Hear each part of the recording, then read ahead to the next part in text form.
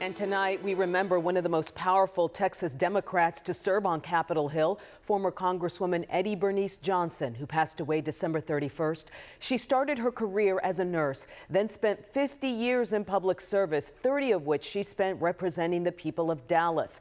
President Biden described her as a friend and partner in Congress. And this is a live look at Love Field, where we are waiting for Air Force One to arrive to attend the late Congresswoman's wake and prayer service tonight. He is on his way here to pay his respects at Concord Church this evening.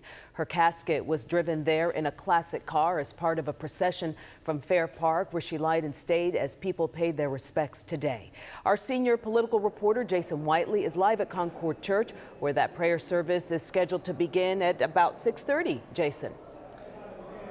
Yeah, Cynthia, right now we're just a few moments away from that beginning down here. You know, most of the afternoon, though, people have been saying goodbye and paying their respects to her all day, especially at the Hall of State in Fort Worth, where the late Congresswoman was lying in state. WFAA's Brittany Moncrief was there.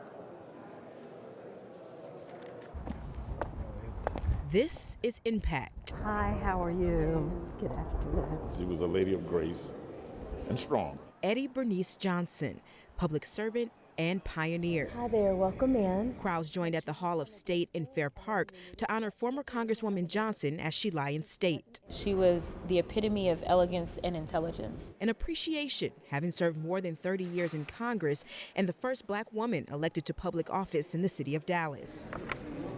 There's a book on this side as well. I know how hard she worked to make sure that African Americans in particular were able to benefit from the constitutional promise. Knowing that she handpicked me and not being able even to hear what critiques she has of me, it's going to be different to just not have her around. The lives she touched that people don't even know they were touched. Exactly. Because of her emphasis on STEM education. Even for those who didn't know her personally, we stand on her shoulders for sure, but still feel connected. I was so happy to tell people that I was represented by the oldest woman in Congress and the first black nurse to be elected, and I'm pursuing that career. Oh, hello. A connection trickling down to younger generations. Hi. I think that it's just very cool how she kind of went against the grain. It's like making history, and it's cool that I don't really necessarily get to be a part of it, but I get to be a witness. A grateful witness. Thank you for the opportunities that you allowed me. Making sure that there were opportunities for others to come behind her.